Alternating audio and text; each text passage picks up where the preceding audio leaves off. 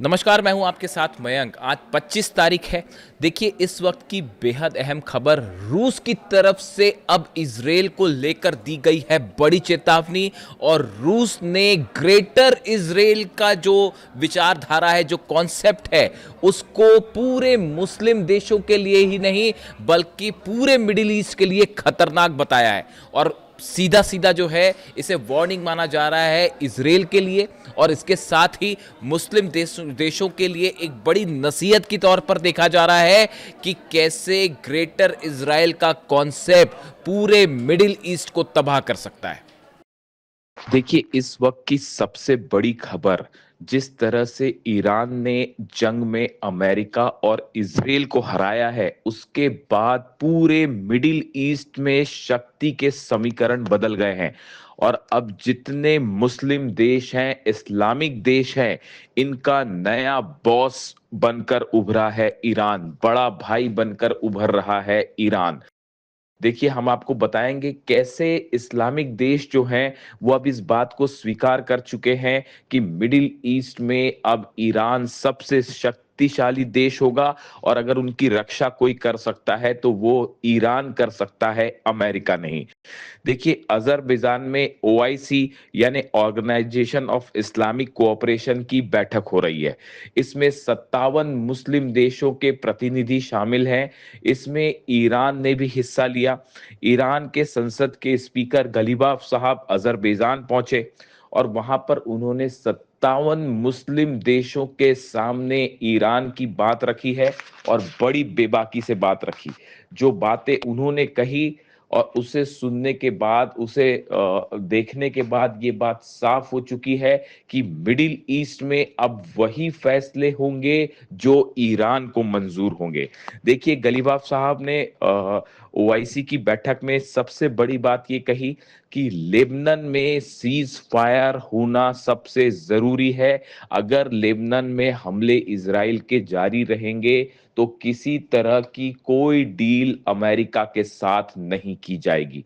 साफ साफ ईरान ने इस बात को दोहरा दिया, लेबनान में सीज फायर किसी भी डील की सबसे बड़ी शर्त होगी। इसके अलावा देखिए, उन्होंने जो दूसरी अहम बात कही, इस्लामिक जो देश हैं या जो अरब देश हैं, इनकी सुरक्षा करने का काम ईरान करेगा। ईरान कर सकता है, आपको सुरक्षा दे सकता है। सुरक्षा के लिए किसी तरह से बाहरी देश से सुरक्षा उधार लेने की जरूरत नहीं है। देखिए, ये बेहद अहम बयान है ईरान का।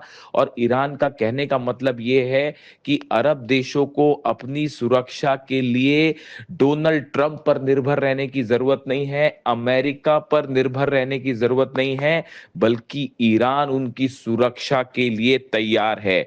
यानी अरब देश किसी तरह की सुरक्षा या डिफेंस सिस्टम अमेरिका से उधार ना लें। अगर वो सुरक्षा चाहते हैं तो ईरान उन्हें सुरक्षा देने के लिए तैयार है। और खास तौर पर हॉर्मूज के आसपास वाले देशों की सुरक्षा की जिम्मेदारी ईरान की होगी। उन्होंने कहा कि लोकल सिक्योरिटी, इस्लामिक देशों को यह बात समझनी होगी कि आपसी सहमति से लोकल सिक्योरिटी जरूरी है, ना कि अमेरिका के द्वारा दी गई सिक्योरिटी। जिस तरह से ईरान ने अपनी मिसाइल से अरब देशों में अमेरिकन बेसिस को निशाना बनाया, उसके बाद चाहे सऊदी हो, चाहे यूएई हो, चाहे कुवैत हो, चाहे कतर हो, ये देश अच्छी तरह से समझ चुके हैं कि उनकी रक्षा कोई कर सकता है तो वो ईरान कर सकता है। डोनाल्ड ट्रंप सुरक्षा नहीं दे सकता।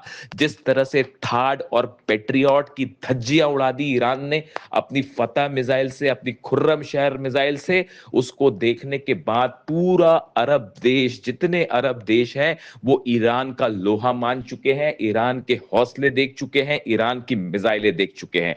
यानी वो इस बात को स्वीकार कर चुके हैं कि मिडिल ईस्ट का अब असली बादशाह ईरान है। देखिए, इसके अलावा उन्होंने एक बड़ी बात ये भी कही कि अरब देशों के साथ ईरान कोऑपरेशन चाहता है, इंटरेक्शन चाहता है, और इंटरेक्शन से ही अरब देशों के बीच विकास हो सकता है, शांति हो सकती है, कन्फ्रंटेशन से नहीं। उन्होंने अरब देशों को यह सलाह दी कि आपस में बातचीत करिए, आपस में इंटरेक्शन करिए, इसी से अरब देशों का भला हो सकता है, आपसी भला हो सकता है। आपस में जंग करने से, आपस में एक दूसरे के खिलाफ साजिशें करने से अरब और मुस्लिम देशों का विकास नहीं हो सकता, उनकी सुरक्षा नहीं हो सकती। ये देखिए, ये दूसरी बात उन्होंने इस बैठक में कही। इसके अलावा उन्होंने ये भी कहा कि मुस्लिम देशों के साथ हर तरह के कोऑपरेशन के लिए भविष्य में ईरान तैयार है। देखिए, ये बात ईरान के सुप्रीम लीडर अली खामेनी साहब हमेशा से कहते रहे हैं कि अरब देशों को, ईरान को एकजुट होना चाहिए, और एकजुट होके असली दुश्मन का मुकाबला कीजिए, अमेरिका का मुकाबला कीजिए, डोनाल्ड ट्रंप का मुकाबला कीजिए, क्योंकि असली दुश्मन अमेरिका है। ये बात अली खामेनी साहब 1980 के दशक से कहते आए, और आखिरी वक्त तक उन्होंने ये बात कही कि अरब और ईरान सब देशों को एकजुट होना चाहिए और असली दुश्मन को पहचान कर उससे लड़ाई करनी चाहिए। अमेरिका हमेशा अरब और ईरान के बीच फूट डालकर राज करना चाहता है। ये बात अली खामेनी साहब ने हमेशा से कही, और आज देखिए इस बात को अरब देश भी महसूस कर रहे हैं। यानी ओआईसी देशों की जो बैठक चल रही है, ऑर्गेनाइजेशन ऑफ इस्लामिक कोऑपरेशन, इसमें जितने मुस्लिम देश हैं, अरब देश हैं, सभी ने ये बात स्वीकार कर ली है अब कि ईरान जो है वो मिडिल ईस्ट का एक ऐसा शक्तिशाली देश बन चुका है जिसके खिलाफ जाने की हिम्मत कोई नहीं कर सकता। देखिए, ये पहला साइन है इस बात का कि अब मिडिल ईस्ट का, मुस्लिम देशों का असली बॉस अगर कोई है तो वो ईरान है, ना कि डोनाल्ड ट्रंप। देखिए, ये एक ऐसा डेवलपमेंट हुआ है जिसने सारे समीकरण बदल के रख दिए हैं। देखिए, तीन अहम खबरें इसके अलावा और है। सऊदी की तरफ से ईरान को एक बड़ा वादा किया गया है कि अगर अमेरिका की तरफ से जो फंड रिलीज करने की बात कही गई है ईरान के लिए, अगर उसमें किसी भी तरह की कोई बाधा आती है, कोई मुश्किल आती है, तो सऊदी पूरी मदद करेगा उस फंड को रिलीज करने में। देखिए, इसको लेकर मैं अलग से बात करूंगा, ये भी बहुत बड़ा डेवलपमेंट है। इसके अलावा सीरिया के जो नेता हैं अल शरा, उनकी तरफ से ये बात कही गई है कि वो सीरिया सीरिया जो है वो लेबनान में किसी तरह का कोई ऑपरेशन नहीं करेगा, और वो हिजबुल्लाह के खिलाफ किसी तरह की कोई कार्रवाई में शामिल नहीं होगा। देखिए, डोनाल्ड ट्रंप के इस तरह से बयान आए थे। डोनाल्ड ट्रंप ये चाहते थे कि सीरिया जो है वो लेबनान में हस्तक्षेप करे और हिजबुल्लाह के खिलाफ कार्रवाई करे, लेकिन ऐसा करने से सीरिया ने भी मना कर दिया है। यानी ये माना जा रहा है कि एक बार फिर सीरिया ने ये बात साफ कर दी है कि वो हिजबुल्लाह के खिलाफ कार्रवाई करके किसी तरह की दुश्मनी ईरान से मोल नहीं लेगा, नहीं लेना चाहता। देखिए, डोनाल्ड ट्रंप की जो पॉलिसी थी, जिस तरह से वो एक षड्यंत्र करना चाहते थे सीरिया और लेबनान को आपस में भिड़ाकर, वो पूरा नहीं हो पाया, और यहां भी ईरान की बड़ी जीत हुई है।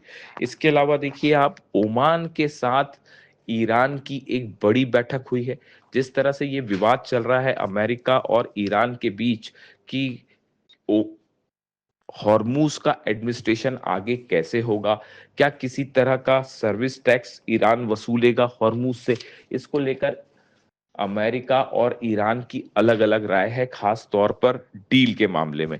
ऐसे में एक बड़ी बैठक हुई है ओमान के अधिकारियों की ईरान के साथ, और इस बैठक में ओमान इस बात को लेकर तैयार हो गया है कि ईरान के साथ मिलकर आने वाले वक्त में हॉर्मूज का मैनेजमेंट किया जाएगा, हॉर्मूज पर नियंत्रण रखा जाएगा, और हॉर्मूज में जहाजों को गुजरने के नए नियम बनाए जाएंगे।